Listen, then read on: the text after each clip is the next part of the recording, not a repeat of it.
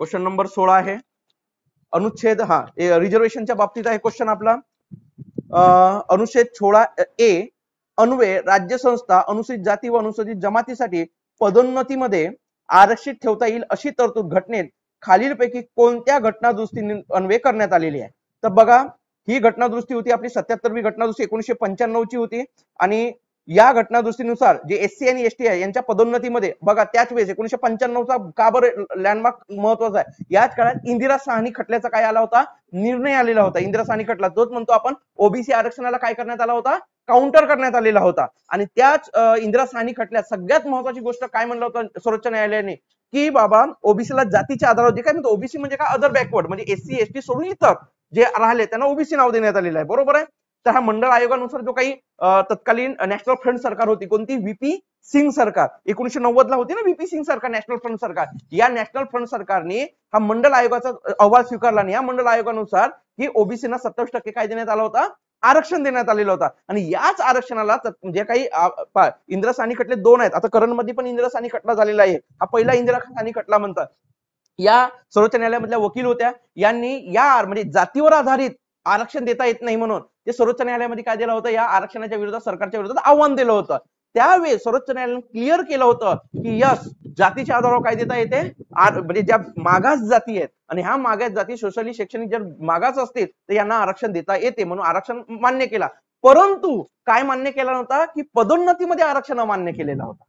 कोणी इंदिरा साहनी खटल्यात, लक्षात ठेवा पदोन्नतीत आरक्षण अमान्य केला आणि हा अमान्य केल्यामुळे आता बघा हा निर्णय कशाशी संबंधित होती, कॉन्स्टिट्यूशनली संबंधित होता ना, मग कॉन्स्टिट्यूशनली सर्वोच्च न्यायालयाचा निर्णय बदलवत असेल तर काय करावं लागते, घटना दुरुस्तीच करावं लागते। आणि हीच घटना दुरुस्ती म्हणजे कोणती होती, 77वी घटना दुरुस्ती होती। कोणती घटना दुरुस्ती, 77वी। आणि या घटना दुरुस्तीनुसार एससी एसटी ना पदोन्नतीमध्ये सुद्धा काय करण्यात आले होतं, आरक्षणाची तरतूद करण्यात म्हणजे मान्य देण्यात आलेला। आणि लक्षात घ्या एक आहे 85वी घटना दुरुस्ती 2001 तिला संबंधित म्हणजे कधी कधी विचारू शकते आर्टिकल 16(4)A शी संबंधित जी आहेत तर कोणत्या घटना दुरुस्त्या संबंधित आहेत विचारू शकते। बघा 4A म्हणजे 16(4)A हे घटनेत टाकलाय घटना दुरुस्ती मान्य आहे, परंतु कधी कधी आयोग आपला आयोग एकदम डीप लेवलवर कधी कधी जातो वन लाइनर मध्ये की 16A हे घटनेच्या अनुसूचित जाती जमातीच्या आरक्षणा संबंधित आहे, तर खालील कोणत्या घटना दुरुस्त्या संबंधित आहे, तर एक लक्षात घ्या 85वी सुद्धा घटना दुरुस्ती काय आहे, संबंधित आहे। पण 16(4)A कोणत्या घटना दुरुस्तीने टाकण्यात आलाय,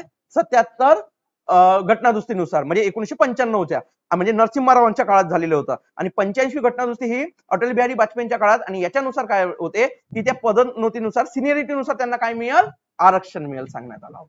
ती होती 85वी घटना दुरुस्ती। आणि 76वी घटना दुरुस्ती तुम्हाला माहित असेल, सगळ्यात तुम्हालाही आठवत असेल तामिळनाडूचा रिझर्वेशन जो 1993चा होता, तामिळनाडू रिझर्वेशन ऍक्ट म्हणतात त्याला 1993चा। आणि यानुसार एससी एसटी आणि मागास जातींना 69% काय देण्यात आलं होतं, आरक्षण। तर आरक्षण हा आरक्षणाचा कायदा परिशिष्ट 9 मध्ये टाकण्यासाठी, तुम्हाला परिशिष्ट 9 बद्दल मी बोललेलो आहे, तर हा परिशिष्ट 9 मध्ये टाकण्यासाठी जी घटना म्हणजे 9 ला कोणत्याही न्यायालयात काय देता येत नाही, आव्हान देता येत नाही ना, न्यायिक पुनर्विलोकनाच्या कक्षेच्या काय करण्यात येते, बाहेर करण्यात येते त्याला। तर ते करण्यासाठी कोणती घटना दुरुस्ती होती, 76वी। लक्षात ठेवा म्हणून मी जाणून बुजून याच्यात एक्सप्लेन करतोय एवढा, 76वी घटना दुरुस्ती आहे ती, ठीक आहे।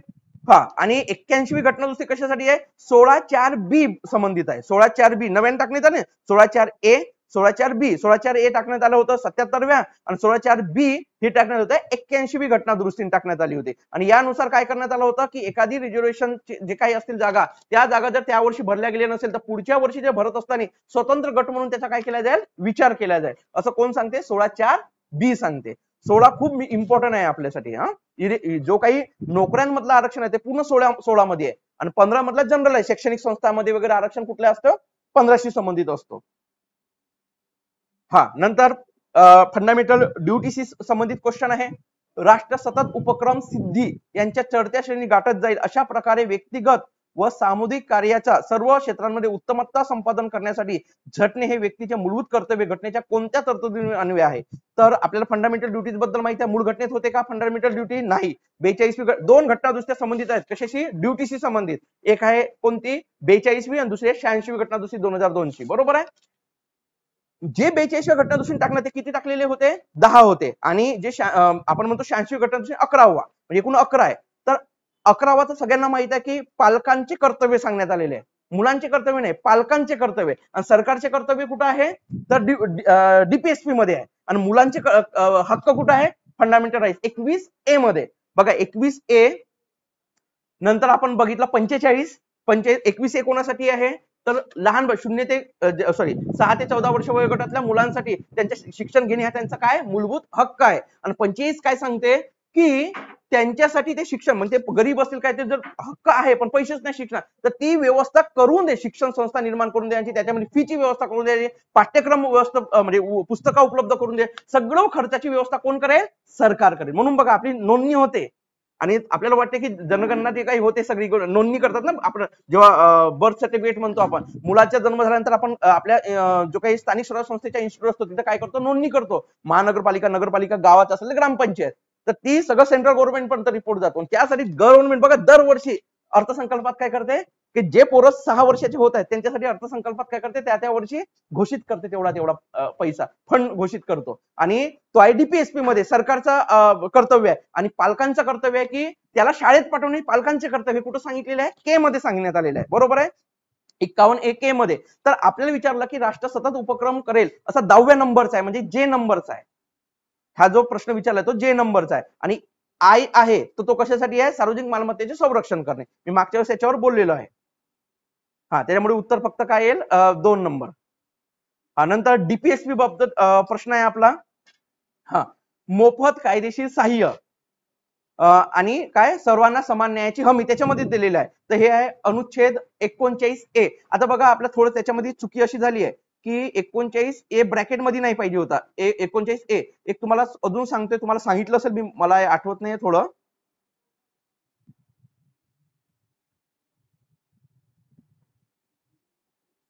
कॉन्स्टिट्यूशनला जे आपल्या आर्टिकल्स असतात अनुच्छेद म्हणतो हे डायरेक्ट आता समजा 39 असेल ही 39 आर्टिकल आहे. आपल्या आर्टिकल मध्ये जर 39A असेल तर ही 39A आर्टिकल आहे, तो क्लॉज नाही आहे लक्षात ठेवा. तो कधी क्लॉज नसतो. तो 39A ही आर्टिकल आहे, सब आर्टिकल वगैरे नाही, ती आर्टिकलच आहे स्पेशल आपल्या कॉन्स्टिट्यूशन मधले. जर काय आपल्या कॉन्स्टिट्यूशनच्या आर्टिकल 39 आणि ब्रॅकेट मध्ये ए वगैरे दिलेला असेल तर तो काय झाला क्लॉज झाला. इथं थोडा डीटीपी मध्ये झालेला आहे की आपल्या ब्रॅकेट मध्ये ए टाकण्यात आलं तर तो आर्टिकल 39 क्लॉज ए नाहीये, तो काय आर्टिकल 39A आहे. आणि हे आपल्या 42व्या घटना दुसऱ्यानुसार नव्याने समाविष्ट करण्यात आलेलं होतं. कोणत्या घटना दुसऱ्यानुसार 42व्या. मोफत कायदेशीर सहाय्य आणि काय म्हणतो त्याला सर्वांना समान न्यायाची काय हमी. ठीक आहे. नंतर बघा कामगारांना निर्वाह वेतन तसेच कुटीर उद्योग संवर्धनात राज्य प्रयत्नशील करे. कामगारांना निर्वाह वेतन म्हणजे त्यांच्या निश्चित वेतन देण्यासाठी कामाच्या मोबदल्यात कुटीर उद्योग संवर्धन यासाठी राज्य प्रयत्नशील. हे कुठे दिलेलं आहे 43 मध्ये दिलेलं आहे. कुठे दिलेलं आहे 43. पण आता बघा 43A नावाची पुन्हा आर्टिकल आहे आपली, त्याच्यामध्ये कामगारांना उद्योगामध्ये काय देणार सहभाग देणार. म्हणजे उद्योग म्हणजे जे काय कामगारांच्या उद्योगामध्ये जो मॅनेज म्हणजे काय म्हणतो कामगार संघटना वगैरे नाव ऐकलं असतं ना त्याच्यामध्ये सहाय्य करेल. तर कोणती आर्टिकल आहे 43A आहे एवढं लक्षात ठेवाल ते. नंतर बघा equal pay for equal work आहे. मी तुम्हाला म्हणलं होतं की डीपीएसपी मधली आर्टिकल 39 ला क्लॉज आहेत. सब क्लॉज ABCDEFGF पर्यंत जी आहे 6 सब आर्टिकल आहेत आपल्या 6 ए पासून तर F पर्यंत. ह्या पाठांतरच करून घ्या 39च्या जशा त्यानुसार डीपीएसपी मधला म्हणजे 39 ए म्हणजे 39 ABCDEF याच्यामधला. आणि त्यापैकी 39D काय म्हणते 39D equal pay for equal work म्हणते. Equal pay for equal work म्हणजे 39D. म्हणजे तिसऱ्याला 2 नंबर. ते पाठांतरच करून घ्या आपण. कामाची न्याय व मानवी स्थिती निर्माण करण्यासाठी व प्रसूती सहाय्य करून देण्यासाठी तर कोणती आर्टिकल आहे आर्टिकल 42 आहे. ठीक आहे. म्हणजे आपला पर्याय चौथा बरोबर येईल. डीपीएसपीचा जेवढं जमेल तेवढं कंटिन्यू वाचत राहा. परीक्षेला जाताना तर करूनच जा, कारण मी म्हणू नाही शकत की डेफिनेटली येणारच, पण आयोगाचा मूलभूत हक्कापेक्षा आपल्या कंबाईनला डीपीएसपी वर ड्युटीवर थोडा भर असतो. कधी एक प्रश्न तरी टाकतात असते, त्यामुळे तो एक कारण सोपी प्रश्न आहे एकदम सुटावणार आणि तो रट्टावाला कार्यक्रम आपण नेहमी काय होतं त्याच्यात कन्फ्युज होतो. मी अजूनही सांगतो 39 व्यवस्थित पाठांतर करूनच जावा. 39 ची जी आपल्या सब क्लॉज आहेत ते सगळे. नंतर बघा क्वेश्चन नंबर आपलं 19 आहे. संसदीय कामकाजाच्या साधनापैकी एक असलेले अल्प सूचना प्रश्न खालीलपैकी किती दिवसापेक्षा कमी कालावधीसाठी सूचना असते. आता एक लक्षात घ्या, प्रश्नोत्तराचा त्रास असतो आपला पहिलाच, क्वेश्चन आवर म्हणतो आपल्या आपल्या 11 वाजता आपल्या पार्लमेंटच्या कामकाजाला काय होते, सुरुवात होते. तो पहिलाच तास असतो, तो असते क्वेश्चन आवर. आणि हे क्वेश्चन आवर आपण पाहिलं तर 3 प्रकारचे असतात, एक तारांकित प्रश्न, एक अतारांकित प्रश्न आणि एक काय असते अल्प सूचनावधी क्वेश्चन. तारांकित क्वेश्चन हे नेहमी कसे असतात, तर तोंडी असतात आणि हे हिरव्या कागदावर दिले जातात. आणि जे पांढऱ्या कागदावर दिले जातात ते काय असतात, कोणते असतात, तर अतारांकित, म्हणजे त्याला स्टार नसते चिन्हाचा. तर तारा म्हणजे स्टार त्याचा हे नाही केले जात आणि ते असते पांढऱ्या कागदावर. आणि ते लेखी स्वरूपात असतात, उत्तरे सुद्धा कशी दिली जातात, लेखी स्वरूप. त्यामुळे उपप्रश्न तयार होत नाही किंवा एक प्रश्न तयार केला दुसरा प्रश्न लगेच तयार करू शकत नाही. आणि तिसरा असते अल्प सूचनावधी प्रश्न. अल्प सूचनावधी प्रश्न नेहमी लक्षात घ्या, हे काय तिसरा चौथा प्रकार नाही, तर सार्वजनिक महत्वाचा प्रश्न जर असेल, तातडीनं सोडवायचा असेल, तर त्यावेळेस जर आपण बघितलं तर 10 दिवसाच्या आतमध्ये ते काय केलं जाऊ शकते, तो अल्प सूचनावधी प्रश्न मांडले जाऊ शकते. आणि अल्प सूचनावधी प्रश्न नेहमी लक्षात ठेवा, हा तारांकित प्रश्न असतो. त्यामुळे कोणत्या कागदावर मांडला जाणार, हिरव्याच कागदावर. हे लक्षातच ठेवा. ठीक आहे, तारांकित सूचना प्रश्न हा नेहमी कोणता प्रश्न असतो, सॉरी अल्प सूचनावधी प्रश्न नेहमी कोणता असतो, तारांकितच प्रश्न असतो. आणि 10 दिवसाच्या कमी कालावधीत ठेवून विचारला जातो आणि तातडीच्या महत्वाच्या सार्वजनिक बाबीसाठी हा मानला जातो. नंतर 20वा क्वेश्चन सोपी होता. राज्य मंत्रिमंडळात पंचायत राज मंत्री नियुक्त करण्यासंदर्भात शिफारशी खालीलपैकी कोणत्या समितीद्वारे करण्यात आलेल्या होत्या. तर बघा, अशोक मेहता समिती जिने 132 काय दिलेल्या होत्या, आपल्या शिफारशी दिल्या होत्या. आणि पहिली अशी समिती होती जिने म्हणजे बिगर काँग्रेस सरकारने केंद्र सरकारने स्थापन केलेली होती. म्हणजे आणीबाणीच्या काळामध्ये सरकार गेलेली होती कोणती, इंदिरा गांधी सरकार काँग्रेसची, आणि त्या ठिकाणी जनता दलाची कोणती सरकार आली होती, मोरारजी देसाई सरकार आलेली होती. आणि या सरकारनं स्थापन केलेली जी केंद्रीय म्हणजे हे होती समिती, ती होती अशोक मेहता समितीने. या अशोक मेहता समिती एकूण 132 शिफारशी दिल्या होत्या आणि हिला पंचायत राजचे मूल्यमापन म्हणलं. म्हणजे नेहरूंनी आतापर्यंत जे स्थापन केलेले होते, नंतरच्या इंदिरा गांधी सरकारने स्थापन केलेले होते, लाल बहादूर शास्त्री सरकारने स्थापन केले होते, तर यांनी आतापर्यंत काय केलं देशामध्ये पंचायत राजचा, त्याचा मूल्यमापन करणारी संस्था होती, म्हणून तिला मूल्यमापन म्हणजे पंचायत राज मूल्यमापन समिती म्हणतात. आणि यात एकूण अध्यक्षासहित 14 सदस्य होते, म्हणजे 1+13 सदस्य होते. 1+13 म्हणजे एकूण 14 सदस्य होते. लक्षातच ठेवा, विचारलं आयोगाने 14 किती सदस्य होते, एकूण शिफारशी विचारलेल्या आहेत. ठीक आहे. हा, आणि त्यांनीच सांगितलं होतं की एक पंचायत राज काय असावा, मंत्री असावा. आणि त्यांनी जो विकेंद्रीकरणाचा पहिला घटक जर कोणता सांगितलं असेल, अजून सांगतो याच्याबद्दल इंटरनल माहिती, की विकेंद्रीकरणाचा जो घटक जर असेल तर त्यांनी जिल्ह्याला महत्व दिलेलं होतं. कोणाला, जिल्ह्याला, म्हणजे जिल्हा परिषदेला सगळ्यात महत्व आहे. म्हणजे जिल्हा हा काय असावं, राज्य सरकारच्या विकेंद्रीकरणाचा पहिला घटक असावा. आणि बलवंतराव मेहता समिती सगळ्यात महत्व कोणाला दिला होता, पंचायत समितीला दिला होता. ठीक आहे. सिंघवी समितीला आपल्या कॉन्स्टिट्युशनल साठी म्हणजे रेफरन्स म्हणजे हे दिलं होतं की कॉन्स्टिट्युशनल तरतूद करा. हा, नंतर क्वेश्चन 21वा हे महत्वाचा क्वेश्चन आहे. हा पण धन विधेयकाबाबतीत क्वेश्चन आहे. संसदेत वापरायची भाषा आहे, वार्षिक वित्तीय विवरण विधेयक आहे आणि संयुक्त बैठक आहे. 21वा क्वेश्चन बघा, धन विधेयकाची व्याख्या कशात दिलेली आहे, 110 मध्ये दिलेली आहे. आता बघा, धन विधेयकाची व्याख्या 110 मध्ये पण 10च्या क्लॉज ए मध्ये 1 मध्ये दिलेला आहे. बघा म्हणजे काय म्हणते, सगळ्यात महत्वाचं की 110 क्लॉज 1, क्लॉज 2, क्लॉज 3 आणि क्लॉज 4 असे 4 क्लॉज आहेत. कशामध्ये, 110 मध्ये. इंटरनल लक्षात ठेवा, कारण विचारू शकते आयोग आहे. तर क्लॉज 1 मध्ये धन विधेयकाची डेफिनेशन दिलेली आहे की धन विधेयक नक्की कुणाला म्हणायचं.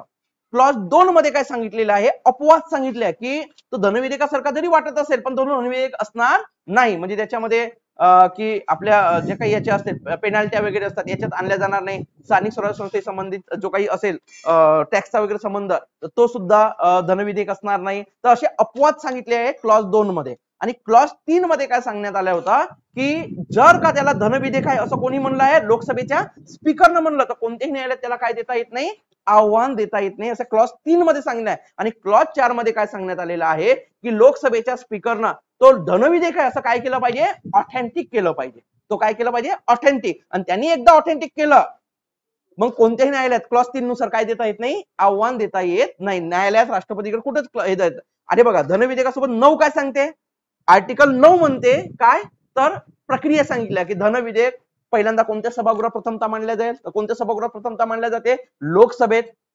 कोण मांडू शकते, फक्त मंत्रीच मांडू शकते. लोकसभेमध्ये प्रथम वाचन, द्वितीय वाचन, तृतीय वाचन झाले, कोणाकडे जाणार? राज्यसभेत. पण राज्यसभेवर मर्यादा आहेत, किती दिवसाचे? 14 दिवसाची मर्यादा. 14 दिवसात ते संमत करू शकतात, नाकारू शकतात. 14 दिवसामध्ये ते पुनर्विचारार्थ पाठवू शकतात. पण एकदा त्यांनी फेटाळली असेल आणि जर लोकसभेने त्याला स्वीकार केलेला असेल की आहे तसं हे करायचं आहे, तरी त्याच्यावर काय करता येत नाही, प्रक्रिया. म्हणजे राज्यसभेला पूर्ण मर्यादित अधिकार आहे. मग ते कोणाकडे जाते? राष्ट्रपतीकडे. आणि सगळी जी प्रक्रिया आहे ते कशानुसार होते? राष्ट्रपतीकडे आर्टिकल 111 नुसार होते. राज्य विधिमंडळात 200 नुसार होते. 111 नुसार धनविधेयकाला राष्ट्रपती एक तर संमती देऊ शकतो किंवा नाकार देऊ शकतो. परंतु शक्यतो नाकार का देत नाही? कारण धनविधेयक हा राष्ट्रपतीच्या पूर्वपरवानगीने काय केल्या जाते? मांडल्या जाते. कुठं सांगितलंय? 111 मध्ये सांगितलंय. आणि 109 मध्ये प्रक्रिया सांगितली धनविधेयकाची. ठीक आहे. नंतर बघा, संसदेत वापरावयाची भाषा. म्हणजे संसदेत वापरायची भाषा हिंदी किंवा इंग्लिश असेल, पण कोणताही संसद सदस्य आपल्या मातृभाषेत सुद्धा काय करू शकतो? प्रश्न विचारू शकतो. 120 नुसार. हे लक्षात ठेवा. वार्षिक वित्तीय विधेयक. वार्षिक वित्तीय विधेयक म्हणजे अर्थसंकल्प आपण ज्याला म्हणतो, पण आपल्या घटनेमध्ये ते काही शब्द वापरलेले नाही. वार्षिक वित्त विवरण पत्रिका वापरले. तर हे कशानुसार आहे? 112. आणि त्याची प्रक्रिया कुठे सांगली? 113 मध्ये सांगण्यात आलेली आहे. आता बघा, संयुक्त बैठक. संयुक्त बैठक जॉईंट सिटिंग म्हणतात त्याला. तर आर्टिकल कशानुसार आहे? 108. आता जॉईंट सिटिंग म्हणजे केव्हा आणू शकले? पहा, आपले विधेयकाचे किती प्रकार आहेत? एकूण आपण 5 प्रकार आहेत. 5 प्रकारात भविष्यात काय बनतात? कायदे बनतात. हे लक्षातच ठेवा. एक असतो कोणता? सामान्य विधेयक, आपण ज्याला काय म्हणतो? Ordinary bill. सामान्य विधेयक.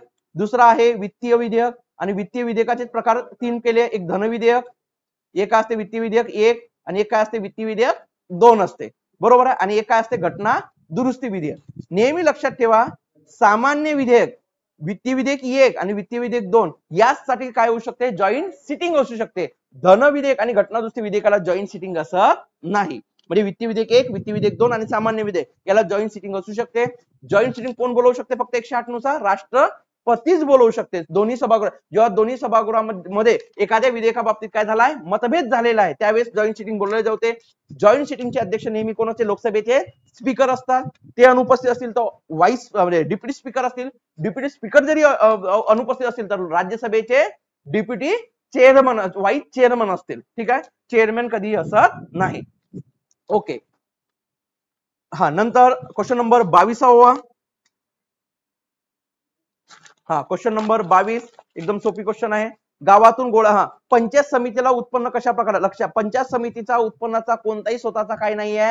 स्रोत नाहीये. एक तर त्यांना जिल्हा परिषदेवर डिपेंड राहावं लागते, नाही तर कोणावर डिपेंड राहावं लागते? स्टेट गव्हर्नमेंटवर डिपेंड राहावं लागते. म्हणजे स्टेट गव्हर्नमेंटने जो काय आखून दिला त्यानुसार पंचायत समितीला फंड मिळतो, अन्यथा त्यांच्या स्वतःचा कोणताही असं उत्पन्न नाहीये. म्हणून गावातून गोळा केलेल्या जमीन महसुलाचा 30% वाटा पंचायत समितीला मिळतो तर नाही.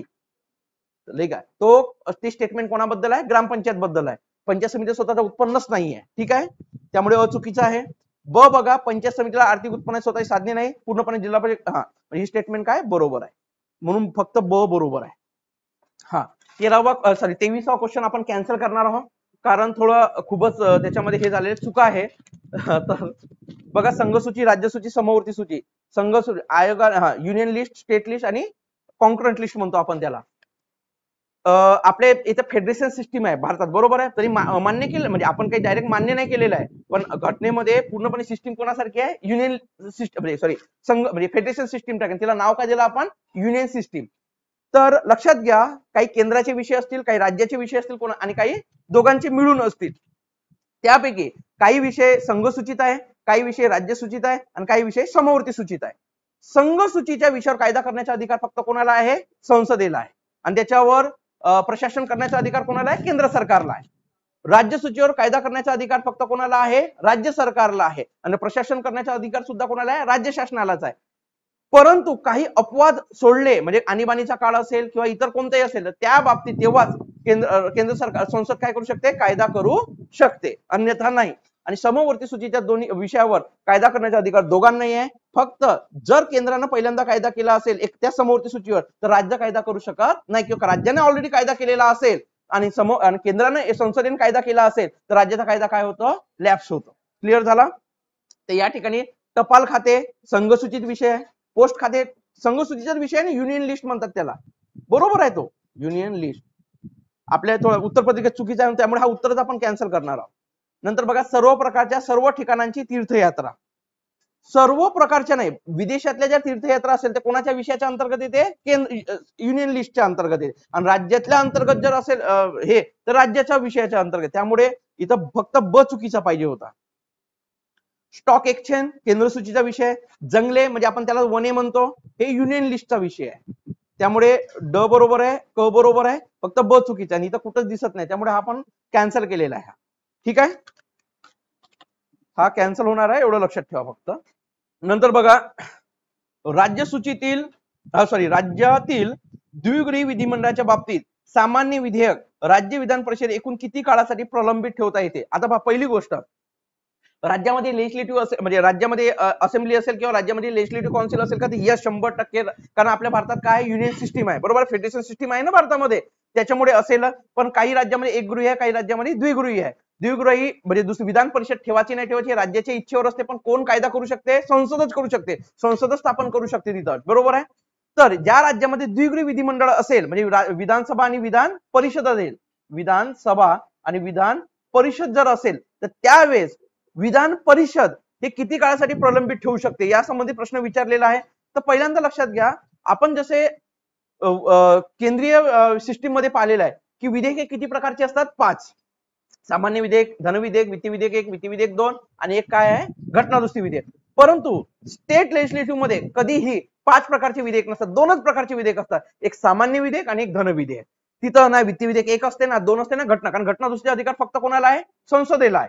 त्यामुळे राज्याचा प्रश्नच नाही, म्हणजे विधेयक 2च प्रकारचे असतात. आणि दोन्ही प्रकारची प्रक्रिया म्हणजे हे दोन्ही विधेयक कोणते सभागृह प्रथमता म्हणजे सामान्य विधेयक कोणते सभागृह प्रथमता मांडता येते, आणि जर काही विधान परिषदेत म्हणजे विधानसभेत प्रथमता मांडलं आणि विधानसभेने तो संमत केला आणि तो कोणाकडे गेला, विधान परिषदेकडे गेला, तर विधान परिषदेकडे 4 पर्याय असतात. एक तर संमती देणे किंवा फेटाळून लावणे किंवा त्याच्यामध्ये काय करणे, दुरुस्ती सुचवणे, आणि चौथा पर्याय आहे काय, 3 महिन्यापर्यंत तसंच पेंडिंग पडू देणे. किती महिन्यापर्यंत, 3 महिन्यापर्यंत. बघा उत्तर तो नाहीये, पण 3 महिने. किती महिन्यापर्यंत, 3 महिन्यापर्यंत पेंडिंग राहू शकते. जर विधान परिषदेने संमती दिली तर तो कोणाकडे जाते, राज्यपालाकडे जाते. आणि राज्यपालाकडे कोणते पर्याय आहेत, 4 पर्याय. एक तर त्याला संमती देतील 200 नुसार, ते इथं कोणतं आर्टिकल आहे, 200 नुसार संमती देतील, किंवा त्याला काय करतील, फेटाळून लावतील, नकार देतील, किंवा तिसरा पर्याय आहे पुनर्विचारार्थ पाठवतील, आणि चौथा पर्याय आहे राष्ट्रपतीच्या संमतीसाठी राखून ठेवतील. पहिला पर्याय वापरलाय, संमती देतच असतील तर काही आहे का, तो कशात रूपांतर झाला, कायद्यात. पण फेटाळून लावलं तर त्याच वेळेस काय झाला, लॅप्स झाला. तिसरा पर्याय पुनर्विचारार्थ पाठवलाय, पुनर्विचारार्थ पाठवला आणि दोन्ही सभागृहांनी संमत करून राज्यपालाकडे पाठवलं तर राज्यपालाला काय द्यावं लागते, संमतीत द्यावं लागते. चौथा पर्याय काय, राष्ट्रपतीच्या विचारार्थ पाठवू शकतात. राष्ट्रपतीच्या विचारार्थ पाठवला तर राष्ट्रपती सुद्धा संमती देऊ शकतात, नाकार बी देऊ शकतात, किंवा पुनर्विचारार्थ पाठवू शकतात. पण राष्ट्रपती या पुनर्विचाराच्या बाबतीत अधिकार वेगळा आहे की राष्ट्रपती पुनर्विचारार्थ पाठवला आणि दोन्ही सभागृहांनी संमत करून पाठवतं, राष्ट्रपतीवर कंपल्सरी नसते, फिटाळून बी लावू शकते, संमती पण देऊ शकते. क्लिअर झाला. आता बघा, हे कंडिशन झाले विधान परिषदे बाबतीत. जर काय दोन्ही सभागृहांनी म्हणजे विधान परिषदेने 3 महिन्यापर्यंत पेंडिंग केलाय किंवा फेटाळून लावला किंवा दुरुस्ती सुचवली आहे, दुरुस्ती सुचवली, फेटाळून लावला, पुन्हा कोणाकडे येतो, 3 महिन्यात एक तर फेटाळून लावला असेल किंवा दुरुस्ती सुचवली असेल किंवा त्याच्यामध्ये काय केलं, 3 महिन्यापर्यंत पेंडिंग ठेवलं असेल, कोणती घटना घडली तर पुन्हा कोणाकडे येते, विधानसभेकडे. आणि विधानसभेने पुन्हा संमत करून पाठवला तर लक्षात घ्या, विधान परिषद जास्तीत जास्त किती काळापर्यंत पेंडिंग करू शकते, 1च महिना. जर 1 महिन्यात त्याने संमती दिली नाही किंवा फेटाळून लावलं पुन्हा किंवा नाकार दिला तर लक्षात घ्या, दुरुस्ती सुचवली तर लक्षात घ्या, विधानसभेने तो संमत केला असं समजल्या, दोन्ही सभागृहांनी संमत केलं असं समजल्या जाते आणि डायरेक्ट कोणाकडे जाते, राष्ट्रपतीकडे. म्हणून जास्तीत जास्त किती काळापर्यंत प्रलंबित ठेवू शकते, 4 महिन्यापर्यंत. आणि तिकडे सामान्य विधेयक किती महिन्यापर्यंत पेंडिंग ठेवू शकते दोन्ही सभागृह, 6 महिन्यापर्यंत. तिकडे कुठं, केंद्रामध्ये. चला, त्यामुळे एक लक्षात ठेवा, 3 महिने नंतरचा 1 महिना, त्यामुळे 4 महिने झाले. नंतर 25वा क्वेश्चन लक्षात घ्या, पंचायत राज बद्दल आहे पुन्हा क्वेश्चन, की ग्रामसभे, मागच्या वेळेस ग्रामसभेचा झालाय, ग्रामसभेच्या कॉन्स्टिट्युशनली उल्लेख आहे का, आहे. कशामध्ये, 243A मध्ये आपली काय आहे, तर ग्रामसभेचा उल्लेख आहे. प्रत्येक गावासाठी ग्रामसभा असायला पाहिजे, घटनेत आहे. तर अशी उल्लेख ग्रामसभा प्रत्यक्ष लोकशाहीचे मूर्त स्वरूप असा उल्लेख कोणी केलाय, तर जी 1986 ला राजीव गांधीच्या काळात स्थापन केलेली समिती होती, ती कोणती समिती होती, सिंघवी समिती होती. मी मागच्याच लेक्चर मध्ये सांगितलं टेस्ट सिरीज मध्ये की प्रत्यक्ष लोकशाही जर दिसत असेल तर कुठं दिसते, ग्रामसभेत दिसते. अरे बरोबर आहे ना, 2 प्रकारच्या लोकशाही असतात, एक प्रत्यक्ष लोकशाही असते, अप्रत्यक्ष लोकशाही असते. त्यापैकी प्रत्यक्ष लोकशाहीच्या एकमेव भारतात कोणती लोकशाही आहे? अप्रत्यक्ष आहे. पण ग्रामसभा ही प्रत्यक्ष दिसते. ज्या 18 वर्षाचे पूर्ण झालेल्या गावातला प्रत्येक मतदार हा काय असतो? ग्रामसभेचा सदस्य असतो. हे असं कोणी उल्लेख केला तर सिंघवी समितीने उल्लेख केला आणि हिनंच सांगितलं होतं की पंचायत म्हणजे स्थानिक स्वराज्य संस्था काय करा? घटनात्मक करा.